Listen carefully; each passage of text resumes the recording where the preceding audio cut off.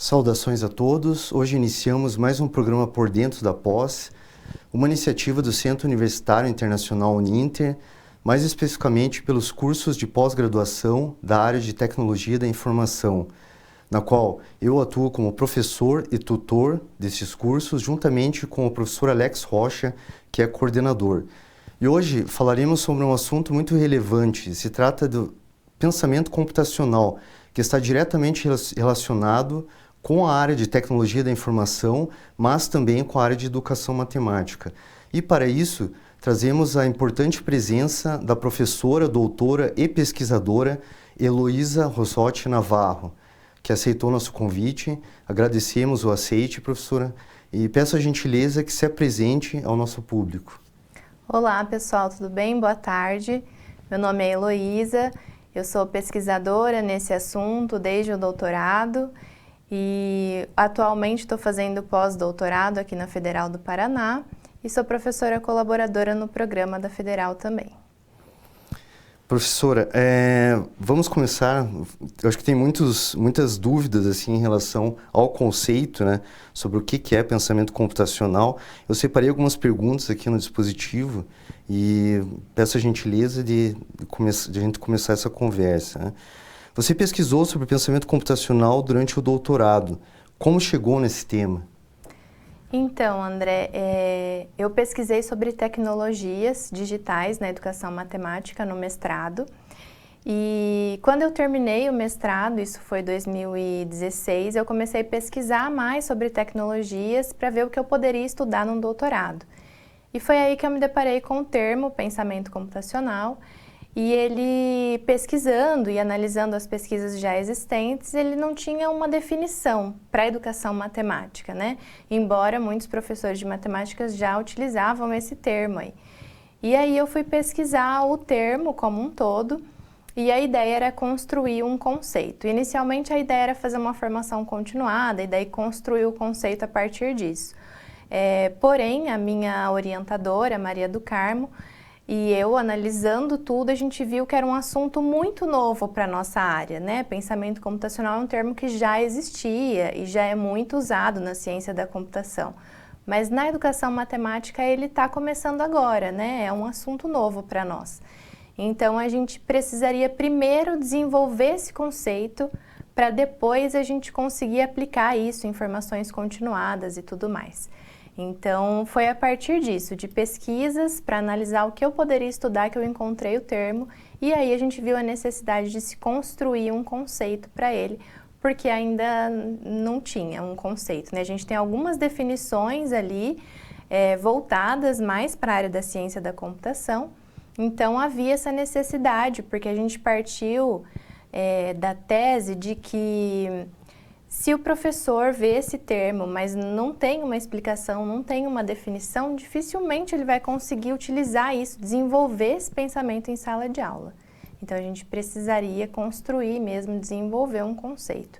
E esse movimento de entender o que é o pensamento computacional, quando ele foi utilizado, né, por quem, a gente partiu do movimento lógico-histórico. Então, até foi importante ter citado esse movimento lógico-histórico. Tem uma pergunta: como ocorreu esse movimento lógico-histórico? Então, esse movimento, ele começou justamente para entender o termo, assim. E foi muito difícil, esse é o momento mais difícil da pesquisa, porque a gente está pesquisando um termo que está em movimento, né? A gente começou essa pesquisa em 2018. E o termo estava começando ali, né, porque o termo apareceu na BNCC, né, na Base Nacional Comum Curricular, dentro da matemática, né, no componente curricular de matemática. Então, a gente se empenhou nisso, assim, para entender um termo que estava em movimento. Às vezes aparecia uma pesquisa, outra pesquisa que falava sobre isso, então a gente tinha que estar ligado o tempo todo. E esse movimento lógico-histórico, ele está baseado, teoricamente, em Kopnin e Kozicki. Eles falam que o lógico e o histórico estão ligados, né? Eles são inseparáveis. Então, ao mesmo tempo que a gente foi tentar entender o histórico do pensamento computacional, a gente estava tentando entender esse lógico, né? Como que eu vou usar isso na prática? Por que a gente está estudando sobre isso? E aí esse movimento, o que que ele nos permitiu, né? Ver que o termo, na educação matemática, ele foi usado pela primeira vez por Papert. Lembra daquela tartaruguinha, da Sim. linguagem Logo, linguagem né? Logo. Foi mais ou menos ali em 60, 70, na década de 70, mais ou menos. E daí essa linguagem Logo, né, que é a tartaruguinha que a gente fala, ela tinha algumas funções, algumas programações que a gente fazia, né, e a tartaruguinha ia andando e fazendo desenho e tal. Então aí Papert já citou o pensamento computacional. Porém, isso foi meio que deixado de lado. A gente ainda tem pesquisas depois de 70, né, sobre isso, mas são poucas. Porque depois começou a internet, né, com uma velocidade um pouco melhor, alguns aplicativos, softwares. Então, as pesquisas ficaram voltadas para esses assuntos e meio que a linguagem computacional, a linguagem Logo, ela foi meio que deixada de lado. E aí o termo surgiu de novo, né, esse movimento que a gente fez de estudar, de pesquisar, isso faz parte do movimento lógico histórico. Aí a gente viu que esse termo, ele foi usado novamente, muito usado depois de um artigo publicado pela Janet Wing, que é uma cientista da computação americana, e ela falou sobre o uso do pensamento computacional para a educação, mas ainda era bem voltado para a ciência da computação, né? E justifica-se, porque ela é uma cientista da computação. E para eles é um termo muito usado, assim, não se tem uma necessidade de definir, sabe? Mas esse artigo dela foi muito usado, foi em 2006. Depois, em 2011, ela publicou um outro artigo, incrementando um pouco mais essa ideia que ela deu de pensamento computacional. Resumindo, ela volta isso, o pensamento computacional, esse termo, para o uso do computador, tá? Mas para resolver problemas. Então, trazendo para a educação é resolver problemas usando o computador, basicamente isso, assim. E muitas pesquisas que vieram depois dela utilizaram aí essa definição. Por mais que seja em educação em geral ou educação matemática, o pessoal tem usado, né, esse termo. Pensamento computacional, segundo a Wing, tá? Mas vale ressaltar que é uma definição bem abrangente, sabe? E muitas pessoas falam de resolução de problema para desenvolver pensamento computacional, mas, por exemplo, qual é a definição de resolução de problema, né? Se a gente for escrever um artigo, por exemplo, a gente teria que falar qual é a nossa visão de resolução de problema, para entender, né, como que eu vou usar o pensamento computacional nisso, né? Porque se a gente não olha para isso, a resolução de problema acaba sendo pensamento computacional, e não é isso, né?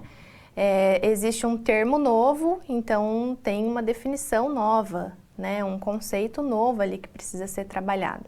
Então, esse movimento lógico histórico que a gente fez ajudou a gente a entender tudo isso, sabe? Como o pensamento foi usado e como ele está sendo utilizado hoje. Interessante. Sora, eu tenho uma pergunta, na verdade, fazer uma pequena intervenção, meio fora, assim. Na verdade, eu sou leigo no assunto, mas eu vi uma certa vez, eu li sobre o pensamento computacional, de que ele poderia ser aplicado em atividades do cotidiano. Inclusive, até há um exemplo de que você poderia executar o pensamento computacional para calcular o quanto de roupa seria disponível para você colocar dentro de uma máquina de lavar roupas. Isso procede ou não?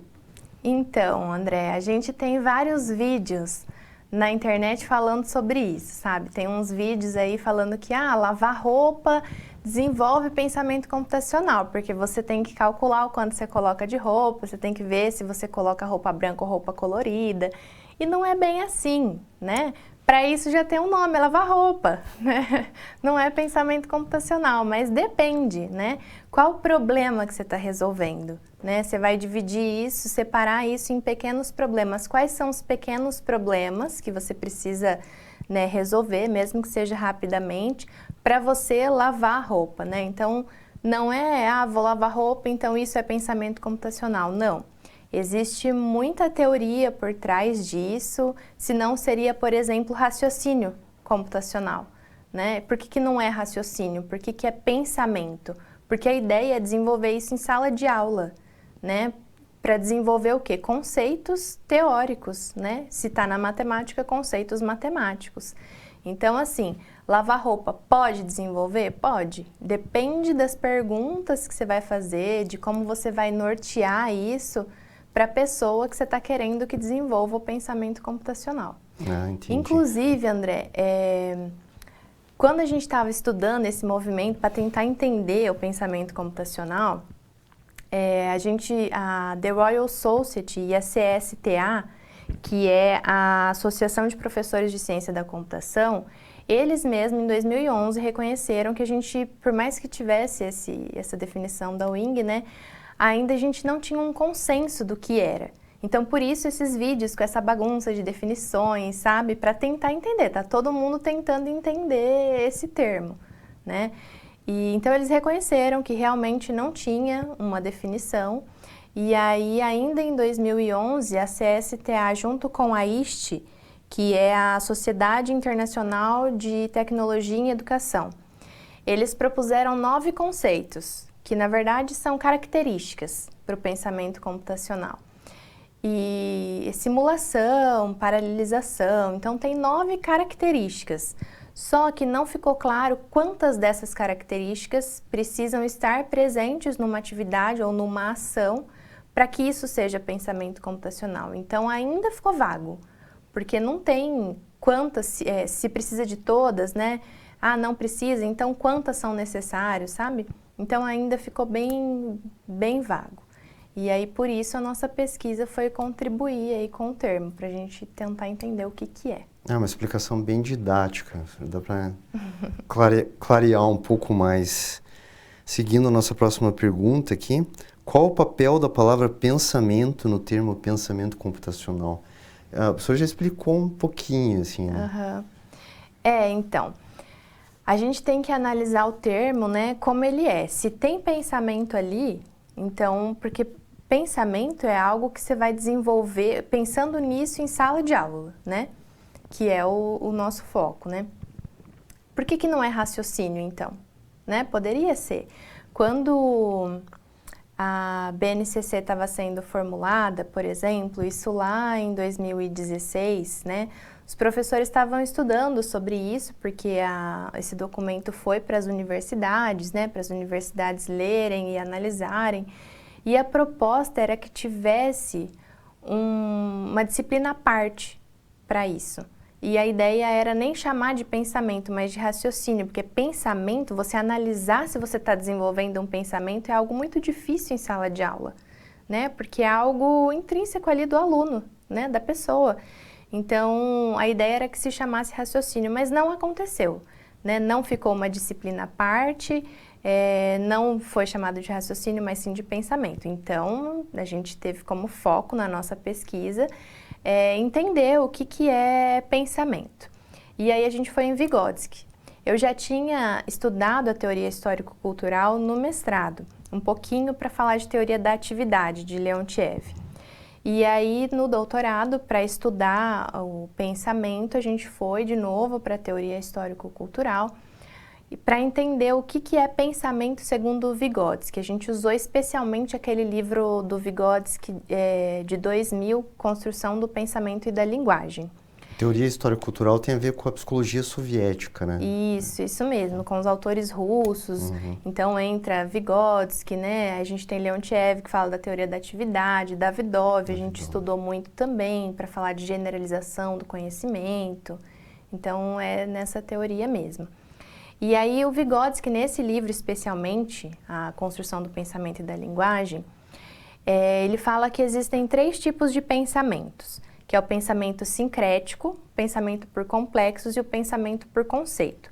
Quando a gente trabalha com pensamento computacional na educação matemática, a gente tem como objetivo desenvolver conceitos matemáticos através do pensamento computacional, né? Porque ele está dentro da matemática, está lá nesse componente. Então, a gente vai usar ele para desenvolver conceitos matemáticos, né? E para isso, o Vygotsky fala que a gente vai passar por 3 tipos de pensamento. Então, quando eu falo de pensamento computacional, necessariamente o aluno vai passar por esse ciclo, assim, esses 3 tipos de pensamento. O pensamento sincrético é quando tá uma bagunça na cabeça do aluno, na nossa cabeça, porque a gente também constrói novos conceitos, né? Então tá uma bagunça, a gente não tá entendendo muito bem o que está acontecendo ali, tem vários conceitos perdidos e a gente não consegue fazer ligação nenhuma. Um exemplo que eu gosto bastante, inclusive tá na tese, é aquele desenho do Fantástico Mundo de Bob. Você lembra dele? Sim. É da nossa época, André. Esse desenho é muito legalzinho, o Bob fica andando de triciclo e de vez em quando ele entra no fantástico mundo dele lá, né? E aí tem um episódio, por exemplo, que ele tá andando de triciclo e o tio dele chega e fala: Bob, cuidado com a perna da cadeira. E daí o Bob entra no fantástico mundo dele, imagina a perna da cadeira virando uma cobra e pegando ele. Então olha que bagunça que tá a cabecinha dele. Ele não sabe por que ele tem que tomar cuidado com a perna da cadeira. Então ele tem alguns conceitos, mas ele não consegue fazer ligações. No pensamento, por isso, ele vai vivenciando, vai conversando, vai vivendo, né? E os conceitos vão se formando ali. Quando a gente está em sala de aula, o professor vai fazer a mediação para que essas conexões aconteçam, né? De forma mais rápida.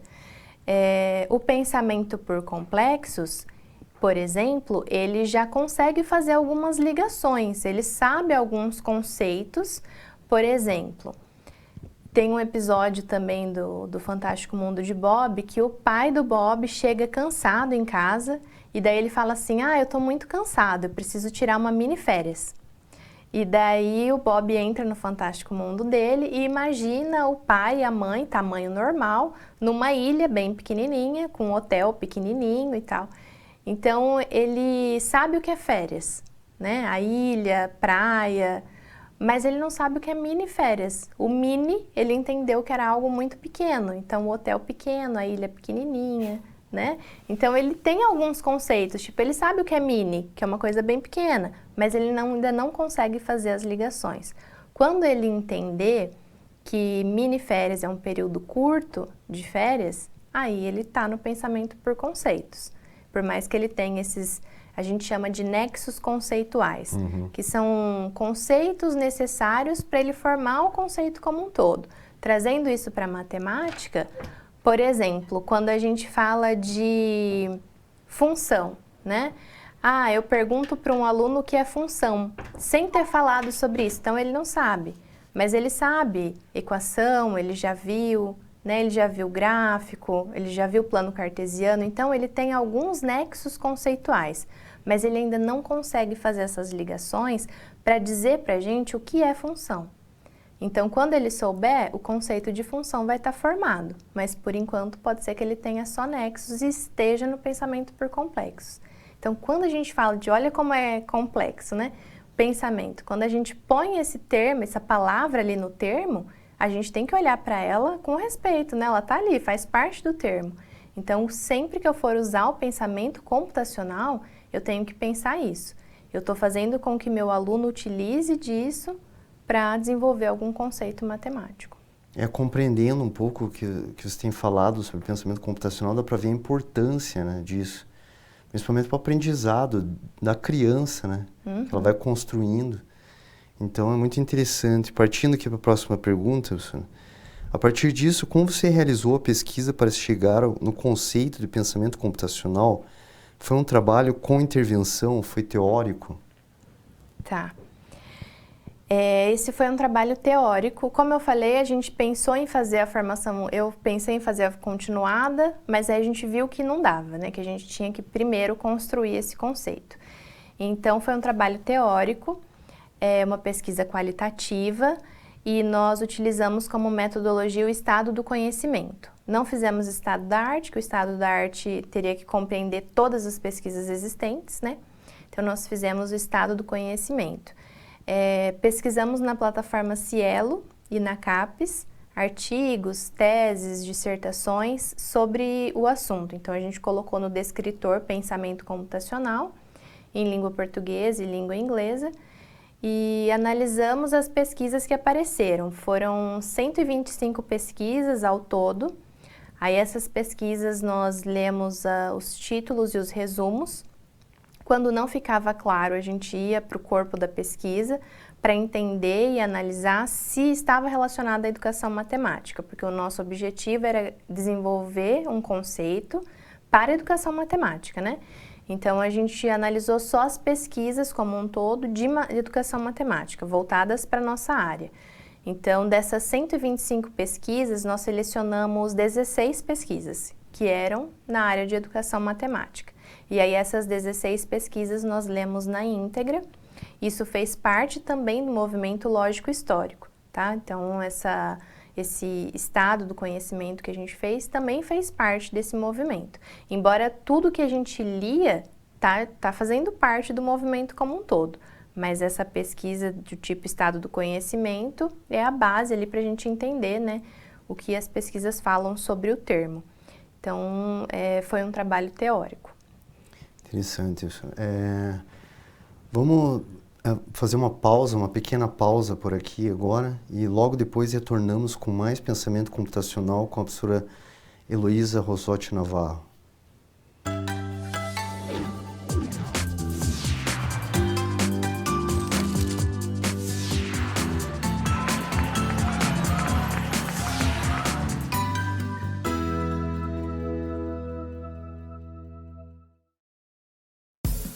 O Ministério do Turismo, a TV Cultura e o Uninter levam até você Provoca, Ainda bem. Metrópolis, Linhas Cruzadas, Estação Livre, Matéria de Capa, Senhor Brasil, Repórter Eco, Opinião, Planeta Terra e Quintal da Cultura. É muito legal. Aqui tem dramaturgia, sustentabilidade, documentários, música, inclusão, diversidade. Já que tá tudo aqui. Aqui tem cultura. Estou estudando na Uninter. Posso assistir aula em casa ou usar um laboratório aqui no Polo. Depois, ainda tenho mais uma aula prática, mas aí é com meu pai.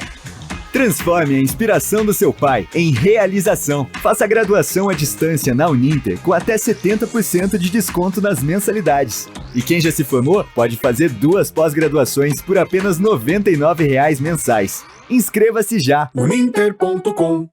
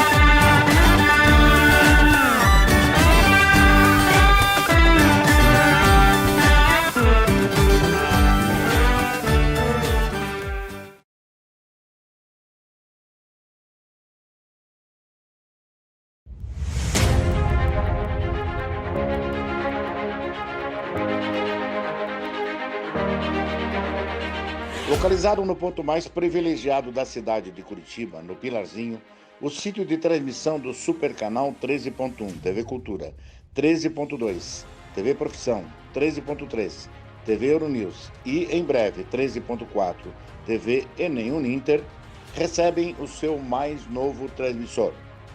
Homologado pela Anatel com 10 vezes mais potência, vai atender a mais de 3,5 milhões de telespectadores em Curitiba e na região metropolitana, nas cidades de São José dos Pinhais, Piraquara, Colombo, Almirante Tamandaré, Bocaiúva do Sul, Campina Grande do Sul, 4 Barras, Araucária, Campo Magro, Campo Largo, Contenda, Lapa, Balsa Nova e Itaperuçu. O Super Canal 13, ampliando sua potência de transmissão, vai aumentar muito mais a sua intensidade de sinal, possibilitando, assim, uma ótima recepção em mais de 90% dos televisores da nova área de cobertura. Parabéns, Super Canal 13. No Super Canal 13, sua imagem pega bem.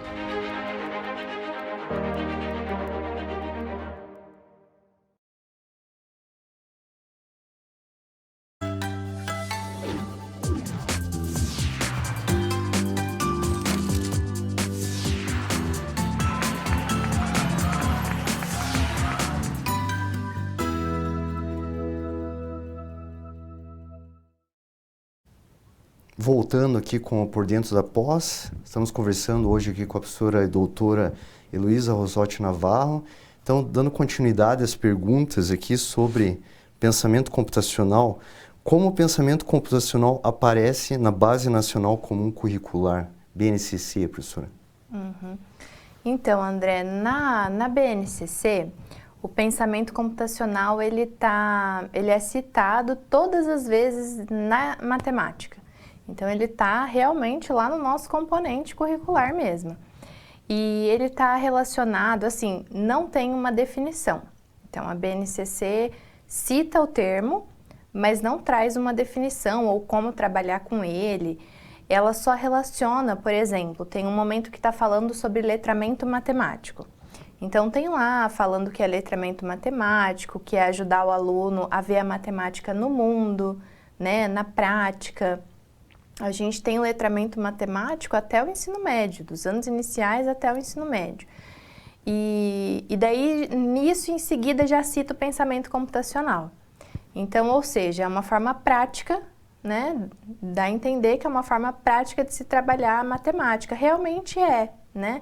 Porque é um assunto que não é difícil a gente ter a atenção do aluno quando trabalha com ele, né? Porque é um assunto que eles gostam, que está no dia a dia deles.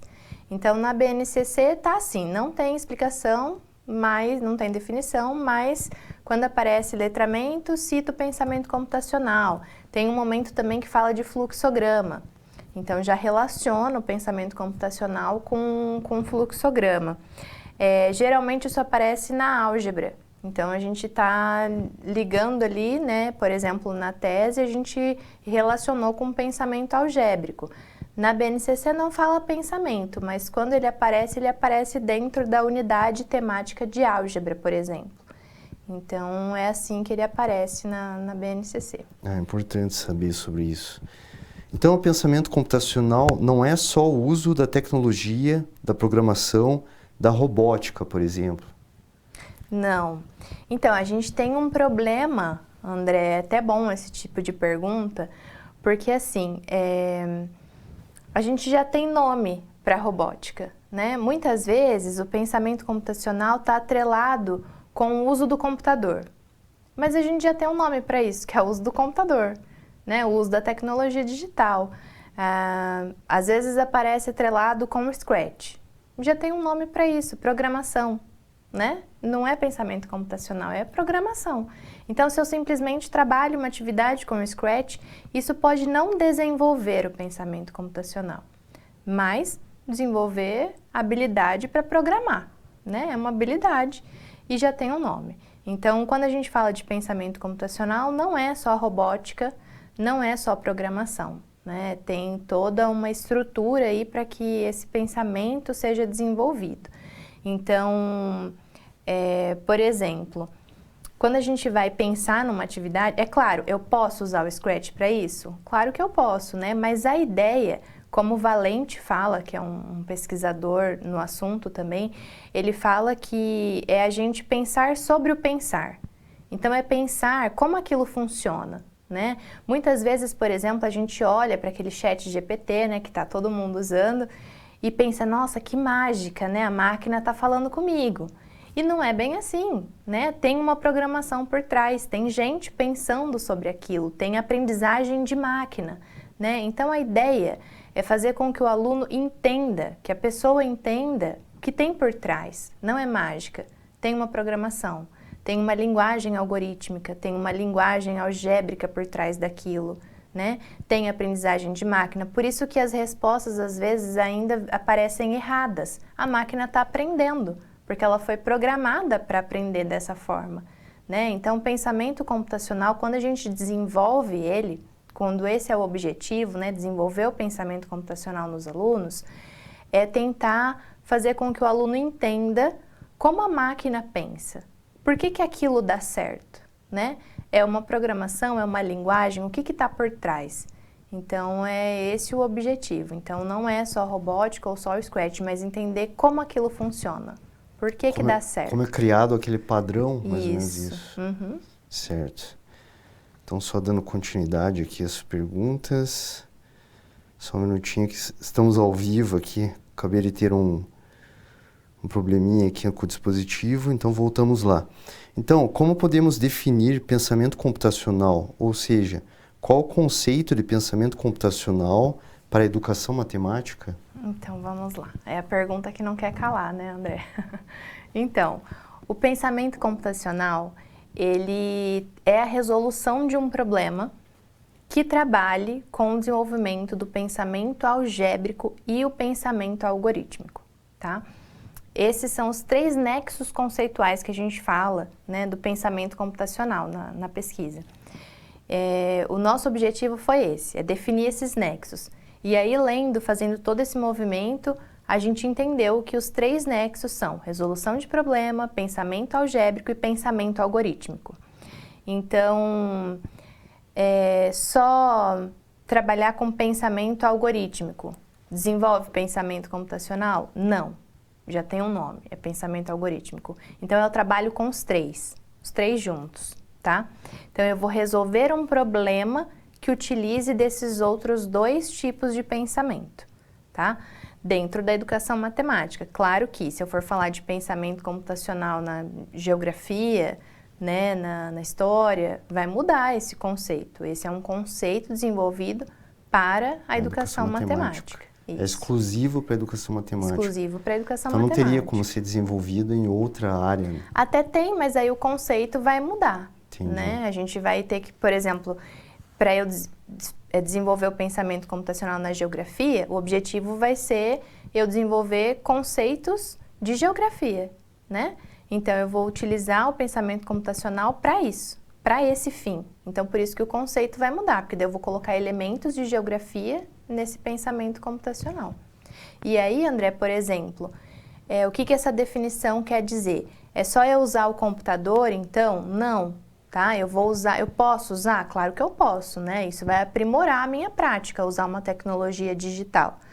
Mas é eu ajudar o aluno a compreender como a linguagem algorítmica, por exemplo, funciona, né? Trabalhando também com a linguagem algébrica. O que vai entrar nisso, então? Por exemplo, quando a gente fala de pensamento algorítmico, eu tenho lá um problema que eu quero resolver, e aí eu vou resolver esse problema trabalhando com problemas menores, né? Dividindo esse problema em pequenos probleminhas.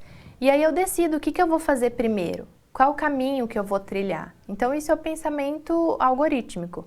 Pensamento algébrico vai entrar, por exemplo, em sequência, né? Tentar entender qual é o padrão de uma sequência, por que essa sequência dá certo, né? Uma sequência de programação, por exemplo, por que ela dá certo, o que falta aqui, o que falta ali, né? Fazer com que a gente reorganize, consiga resolver o problema, reorganizar a nossa mente, a nossa atividade criativa, né? E com isso, por exemplo, generalizar, aplicar essa resolução em outros tipos de problema, né? Aplicar que seja uma programação que a gente tenha feito em outros tipos de problema. Então, por isso que não é só a programação, mas tem que ter todo um aparato teórico ali por trás dessa programação. Ah, entendi agora. Bom, a professora estava falando de pensamento algoritmo, eu vou fazer a pergunta aqui, mas acredito que já tenha sido respondida. Que a professora pode falar aqui. Então, uma atividade que só envolva o pensamento algoritmo, como a programação no Scratch, por exemplo, não desenvolve o pensamento computacional? Como a gente falou, não vai desenvolver. né? A gente tem muito usado o Scratch, por exemplo, né? Mas, por exemplo, eu chegar lá na sala de aula com uma atividade, simplesmente, use o Scratch, não vai desenvolver pensamento computacional, né? Mas isso acontece com tudo, né? Às vezes a gente prepara uma super aula, sai de casa falando, nossa, hoje minha aula vai ser top, né? Sai com tudo planejadinho e chega na hora, não é como a gente pensou, né? Ela não acontece como a gente imaginou. O mesmo vai acontecer com pensamento computacional. Às vezes a gente vai sair de casa com um planejamento bem elaborado, todo programado ali para o que eu vou fazer para desenvolver esse pensamento. Pode ser que alguns alunos desenvolvam e outros não, né? Então pode ser que eu desenvolva isso, atingir meu objetivo com alguns alunos. Isso acontece com todos os conceitos que a gente for trabalhar, né? É o que a gente conversou sobre pensamento.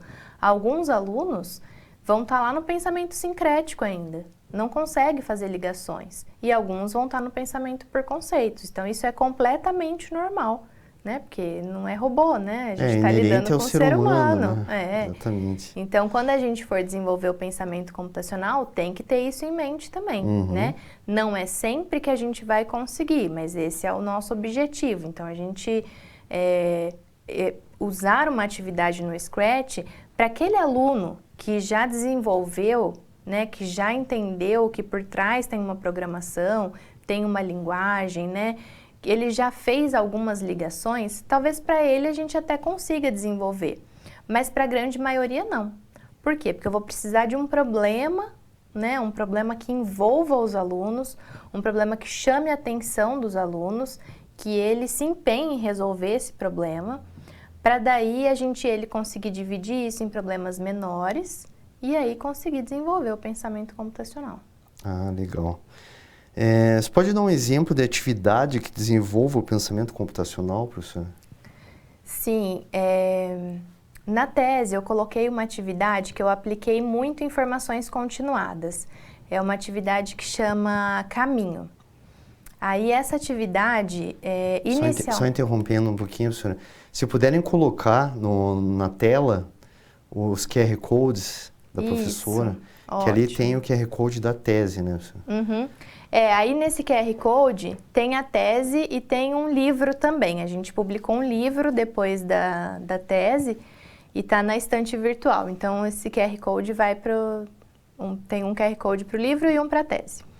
E, bom, tanto no livro quanto na tese, a gente colocou essa atividade do caminho, que ela inicialmente não usa tecnologia digital, ela usa lápis e papel. E foi muito legal, porque assim, começa com os pequenos problemas, para daí entender o todo. O nosso problema como um todo era como se localizar no espaço. É um assunto que a gente tem muita dificuldade, porque a maioria de nós adultos vimos muito pouco da geometria, né, quando a gente era aluno. Então, é um assunto que a gente tem dificuldade. Como eu apliquei isso em informações continuadas, é muito interessante. E, bom, daí é o seguinte, esse é o problema maior, né? Como se localizar no espaço. E aí eu entreguei para os professores um papel quadriculado, 4x6, e aí tinha um trajeto dentro desse quadriculado, eu pintei os quadradinhos ali, e eles tinham que me dizer o que eles estavam vendo ali. E aí vem, né, por exemplo, anda 2 quadradinhos para frente, vira à esquerda, mais 2 quadradinhos, e até chegar lá no objetivo final, lá, no último quadradinho. Geralmente é essa a resposta, assim. E beleza, aí depois eu peço para eles desenharem um quadriculado 4x6 igual aquele, só que deixar em branco, e depois eles vão pintar um trajeto que eles queiram ali, um trajeto que eles decidirem fazer ali. Aí eles guardam isso para eles de rascunho, e aí eles vão descrever aquele trajeto. Aí a ideia é escrever o que eles quiserem, só não pode escrever nada dentro do quadriculado. E aí eles fazem a descrição, geralmente igual à descrição inicial, e aí depois eles trocam entre eles. E aí a pessoa tem que desenhar o trajeto que o coleguinha descreveu. Então olha como a gente está partindo por etapas, né? E aí eles vão tentar desenhar e esse momento é muito difícil, porque geralmente não dá certo. A gente não consegue fazer o desenho. Depois eles destrocam e daí vê quem acertou, quem errou, mas a grande maioria erra, não consegue fazer o desenho. Isso acontece por quê? Porque a gente está na álgebra sincopada, ou seja, está cada um falando uma linguagem diferente. Às vezes a pessoa coloca lá, comece no primeiro quadradinho e ande 2 casas para frente. Só que o primeiro quadradinho começa onde? Na linha de baixo, na linha de cima, entendeu? Não tem uma linguagem exata, né? E às vezes a pessoa fala, ande 2 quadradinhos e conta o quadradinho que tá, às vezes não, né? E tá certo, são linguagens diferentes, não deixa de estar certo, né? E daí é isso, assim, eles sentem a dificuldade e daria pra gente aplicar isso nos anos finais tranquilamente. Tanto para falar de plano cartesiano. Porque depois disso, a ideia é fazer perguntas, né? Por que não deu certo? Por que é tão difícil, né? Porque a gente está falando uma linguagem padronizada ou é uma linguagem diferente? Então, a gente está falando uma linguagem diferente. Como que eu posso padronizar isso? E aí entra a álgebra simbólica, a importância do símbolo, né? Então, a gente nem precisa falar, ó, estamos falando de álgebra, mas isso é pensamento algébrico, está envolvido ali. Então, aí essa atividade termina quando eles começam a reconhecer os padrões que poderiam ser estabelecidos e usar, por exemplo, um código para linha e um código para coluna, né, que é o plano cartesiano. Se a gente utilizasse, a gente ia padronizar. Aí depois que eles descobrem isso, a gente faz a atividade novamente para ver, né, o quanto fica mais fácil quando a gente padroniza a linguagem. Então, olha como tem pensamento algébrico e pensamento algorítmico aí, para resolver um problema que é se localizar no espaço utilizando lápis e papel. E aí, depois disso, a gente pode continuar utilizando, por exemplo, o OpenRoberta, que daí a gente usa a tecnologia digital. O OpenRoberta é um site gratuito e ele usa tipo o Scratch, assim, tem para montar as caixinhas, né, as ações ali, você monta e aí é um carrinho que é o simulador, e o carrinho vai simulando o que você colocou ali. Então daria para a gente pegar uma imagem de um plano cartesiano, colocar ali para o carrinho andar nesse plano cartesiano, é bem interessante. Ah, bem interessante mesmo. E só uma especialista no assunto para fazer essa diferenciação entre os tipos de pensamento, né? Porque para uma pessoa leiga como eu, assim, fica um pouco mais complicado. Então, só dando continuidade aqui, professora, nas perguntas, né? Onde as pessoas podem encontrar essas informações? Acredito que a gente já tem ali os QR Codes, né? Isso. Essas informações estão na tese e no livro. Vocês podem encontrar pelo QR Code que está aparecendo aí na tela. E agora uma última pergunta. Quais são os passos para a gente fazer uma atividade que envolva pensamento computacional? Então, como nesse exemplo que eu falei para vocês, tem interpretação de dados. A gente colocou ali 4 passos importantes na tese. Então, primeiro é interpretar os dados. Então, a gente tem que ser capaz de interpretar o que está ali, né? O que é importante para eu me localizar no espaço? Utilizando um lápis e um papel e um quadriculado 4x6, né? Que linguagem que eu vou utilizar? Interpretar a descrição do coleguinha. Então, tá aí, interpretação de dados. Depois, a gente vai trabalhar com levantamento de hipóteses e sistematização de hipóteses. Por exemplo, depois que eles receberam as descrições e viram que muita gente errou, né? Não conseguiu fazer o desenho, eles vão levantar hipóteses. Por que isso não deu certo? E olha como a ação do professor é importante, porque é o professor que vai fazer essas perguntas, né, e vai mediar para que esse pensamento seja desenvolvido. Então, as perguntas conceituais que o professor faz nesse momento são muito importantes, para os alunos conseguirem sistematizar essas hipóteses, tá? Aí, depois disso, a gente colocou lá buscar regularidades. Então, o aluno vai buscar padronizar isso, utilizando, por exemplo, o plano cartesiano, para depois, por fim, ele conseguir generalizar. Se a gente dá essa atividade novamente, dificilmente eles vão fazer do jeito que eles fizeram a primeira vez, eles vão fazer utilizando o padrão, né? O plano cartesiano, por exemplo. Interessante, professora. Bom, eu abro o espaço agora para a professora fazer as últimas considerações referente ao assunto. Eu gostaria de agradecer essa oportunidade, né? É sempre bom a gente poder falar de uma pesquisa de 4 anos, né, que a gente fez. Então, muito obrigada pela oportunidade. E é isso, o pensamento computacional está a todo vapor, tem muita coisa falando sobre isso, né? Muitas atividades diferentes. No Paraná, por exemplo, a gente tem uma disciplina agora de pensamento computacional. Em alguns outros estados, a gente tem pensamento computacional como itinerário formativo. Então, eu indico aí a leitura para vocês da tese, para ter um conhecimento teórico sobre o assunto e para ajudar na formulação de novas ideias de como trabalhar com esse conceito de pensamento computacional na prática. É importante a gente ressaltar que a professora atua ainda na área como pesquisadora, né? Sim. A gente colega lá no grupo de pesquisa sobre tecnologias em educação matemática, mandar um abraço para o professor Kalink, Isso aí. né, para o pessoal, para os nossos colegas lá. Então a gente vai encerrando por aqui, mais um Por Dentro da Pós. Para você que é nosso aluno Uninter, se tem interesse em algum curso de pós-graduação na área Lato Sensu, acesse o nosso site e fique por dentro das informações referentes aos mais diversificados cursos de todas as áreas de ensino. Eu agradeço aqui novamente a presença da professora Heloísa Rosotti Navarro, agradeço a todos que participaram, nos assistindo, e fiquem bem e até o próximo programa. Até mais.